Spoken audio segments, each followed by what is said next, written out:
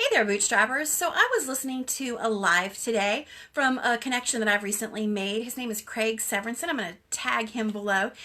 And he was talking about kind of some hidden lessons in the tortoise and the hare. And it really got me to thinking about some things that I just wanted to kind of share with you. So he was talking about having missed the lesson, right? And so what have we traditionally been taught about the tortoise and the hare?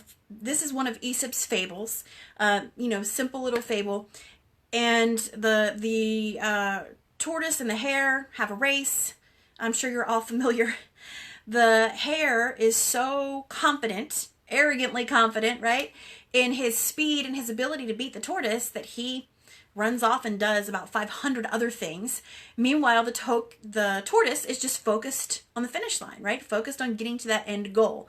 And so the tortoise keeps going, and the rabbit comes back a couple times and taunts him. And at the end of the day, the rabbit runs off, falls asleep somewhere, and the tortoise wins, right? So that's always been condensed to us from elementary school on up as slow and steady wins the race. Right? It's a cliche. And so Craig's point was that we've really missed the lesson if that's all we take away from the tortoise and the hare, because it really wasn't about speed in the end. The rabbit had all the speed he needed to beat the tortoise, right? What didn't he have that the tortoise had? It was about focus. The tortoise was focused the entire time on his goal, which was just getting to that finish line. The rabbit wasn't focused. The rabbit just thought, whatever, I've got all the time in the world. I don't need to be focused. I don't have a sense of urgency. There was no sense of urgency for the hare. And so that's why in the end, the tortoise edged him out. It was focus versus distraction, right? Not about slowness versus speed and slow being better. Now, if you've been watching me for any length of time, you know that I talk consistently about how God's economy works a little bit differently than what we like to see here in the world, right? It's about planting seeds and harvesting them, and how you don't get to eat the apple the day you plant the tree. And so this is still true, right? These are still true things, but that doesn't mean that you cannot see strong growth in a short time. It just means that those seeds have already been planted in the past, and they're going to come to fruition. And there are certain types of plants, right, that do grow a little faster than others. And I tell you that because one of the other things that Craig talks about, because I am going to link to his group, and you may want to see his original live, is he talks about rapid bursts of focus and how that can help you grow your business. And I don't disagree with that, but I wanted to just kind of lay the framework for that. And what he's talking about does work more so in a service-based business, right? So if you're trying to build your audience up to lead into something like a membership, it's not going to quite be the same for you, although it's very much in line kind of with a launch strategy. So keep that in mind as you watch his video. But what else do we see in the tortoise and the hare, right? Aside from the distraction versus the focus, you're talking about like the goal in sight, right? And like a plan and a strategy versus no plan of action, because your hare was so confident that he was just all over the place. The tortoise kept that end goal in sight, but it wouldn't be enough just to have the end goal. He has to be focused on it and have a plan to get there, which he just had to keep moving. That was the tortoise's plan. He just had to keep moving and not get distracted. For us, when we set a goal, we can't just say, oh, I'm going to hit, X amount of dollars this year. That's my goal. Okay. Let's say that you are a service-based client, and what is the average dollar value of one of your clients in the course of a year? What is the average dollar value of a monthly client? What if do you maybe have Facebook ads clients that are not consistent? Do you have coaching clients that may come in for a 3-month package, but may not continue beyond that 3-month package? Are you a membership model? Are you selling courses? Are you a photographer? What is the average monthly dollar value of your customer, right? Where you are right now. So you have to reverse engineer it. You can't just say, I'm going to hit X amount of figures. You have to figure out how many more customers does that mean? Or, it's always easier to keep customers that you already have than to gain new ones. What do I need to do for my current customers to help get me to that level? You've got to reverse engineer it. And what I liked about what Craig brought out about the rapid bursts, and he talked about quarterly planning, something that I'm an advocate for as well. And you'll hear about this in the 12-week year. I cannot remember the author off the top of my head. We do recommend that book in the Genuine Storage group if you're in there. If you're not already in Genuine Storage with us, go on up to the top and hit that visit the group button and check us out there. We have a ton of bootstrapper resources, recommended reading, recommended podcasts, private training and tutorials from different members of our group that have different levels of expertise, and tons of discussion, tons of helpful practical strategy, and talks about like, how does this align with Scripture? Are we doing this from a strong biblical perspective? Are we doing the right thing here in alignment with our faith? So we'd love to have you join us there. But the goals have to be smart. So if you want to earn $100,000 this year, right? It's August. Where are you now? How much more would you need to earn?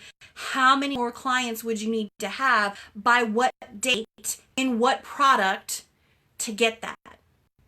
And if it's not feasible based on what you've already done, if the numbers don't look like they're going to work, what would you need to shift to make that happen, right? So it's about having a very specific strategy, even though we know that we're always reviewing and always refining everything, right? But it's about having a specific strategy to get to that goal. You can't just have the goal and run all around and be busy like we tend to do, like the hare did, and reach the goal. You need a plan.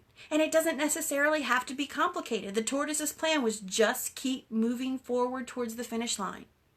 So you need a plan. You need a smart goal. You need something to be specific, measurable, achievable. I can't even remember the whole SMART acronym right now, guys, but we'll go over that another time. And the other thing is that, there are so many proverbs that talk about diligence. And the tortoise was diligent. The hare was not. The hare was full of empty talk. And just right off the top of my head, like Proverbs 10:4, 14:23, and 21:5 all address this. They talk about hastiness and empty talk and mere talk leading to poverty, but how diligence always brings a profit. Diligence always brings a reward. And the tortoise was diligent while the hare was full of hot air. And so these are three things that I think that we need to take from the tortoise and the hare, because I agree with Craig. It was not about slow and steady wins the race. It was about these other things, distraction versus focus, having an actual strategy versus just having that end number that you want to meet, and diligence versus basically pride and empty talk.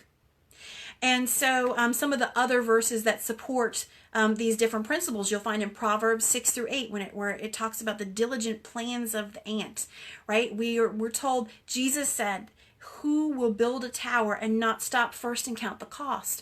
That's about planning and understanding what you're getting into and understanding what it's going to take to get there. Now, he was talking about the cost of discipleship, yes, but he was teaching his lesson based on an accepted piece of wisdom that no one approaches anything without first understanding what they're getting into and making a reasonable plan for it, understanding what it's going to cost them. And that, of course, applies to our business as well. And so we have all these scripturally sound lessons. Now, Aesop wasn't basing his lesson on scripture, right? But it's a great story. It had great lessons in it. And like any truth, any real truth lines up with God's truth, right? That's something that we know. And so these are things that we can find in that story that line up with God's truth. And I love learning from story because that's how Jesus taught us, right? He taught in parables for those who would have ears to hear, right? And so I think it's a great thing that we can take any of these sources that we have, right? And we can always learn from them and measure that back against scripture. So guys, I'm tagging Craig below, but also he does have a group that's focused on marketing growth. If you want to check him out. Now, he's not a teacher who is running everything through a biblical perspective, okay? And I haven't known him for very long, just kind of a disclaimer here. But I know he's teaching some things that are sound from a business standpoint. So just do the same thing that I teach you to do with anybody else that we take a look at. If you join his group, if you check him out, just measure everything against Scripture. And, if you see some great stuff, take it and run with it, as long as it checks out. And if you don't, leave that behind. That's what we do with everybody that we learn from, and everybody has something to teach us, right? So thanks, Craig, for the catalyst of today's live, and thank you guys for tuning in. Have a fantastic week.